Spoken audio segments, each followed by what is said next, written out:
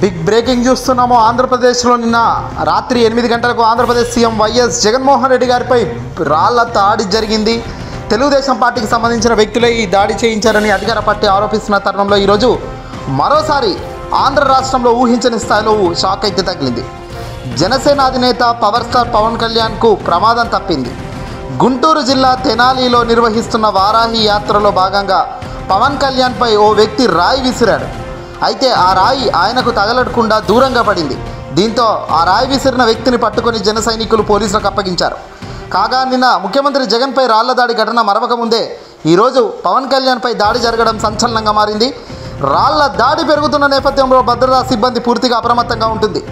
ఏ నాయకుడికి కూడా ఇలాంటి అవాంఛనీయ ఘటన జరగకూడదు అని కోరుకునేందుకు వైఎస్ఆర్సీపీకి సంబంధించిన పార్టీకి సంబంధించిన ముఖ్యులు ముందు వరుసలో నిలబడతారు అనేది ఇందుకే నిదర్శనం అని చెప్తాం.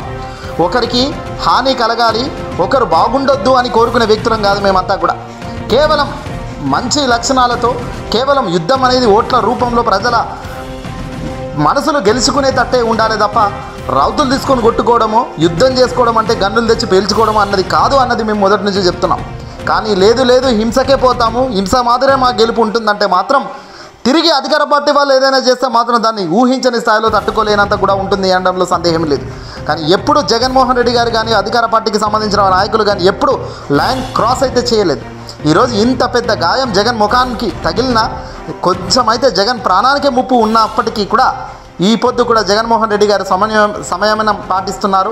పార్టీకి కానీ లీడర్లకు కానీ కింద స్థాయి నేరు కార్యకర్తలకు అందరికీ కూడా కూల్గా ఉండండి, ఆవేశపడొద్దని క్లియర్గా చెబుతున్నారు మొదటి నుంచి కూడా. ఎందుకంటే అవాంఛనీయ ఘటనలు చేయడం పెద్ద విషయం కాదు, అది పెద్ద మొగతనం కాదు, గొప్పతనం కాదు. కానీ దాని తర్వాత జరిగే పరిణామాలు అనవసరంగా సామాన్యుడు ఆగమైపోతాడు అన్న ఒకే ఒక కారణంగానే అధికార పార్టీ మొదటి నుంచి ఈ హింసకు పోవట్లేదు. కానీ చంద్రబాబు నాయుడు తెలుగుదేశం పార్టీకి సంబంధించిన వ్యక్తులు ఏ మాదిరిగా జగన్పై జరిగిన దాడిపై ప్రస్తావించారో చూసాం.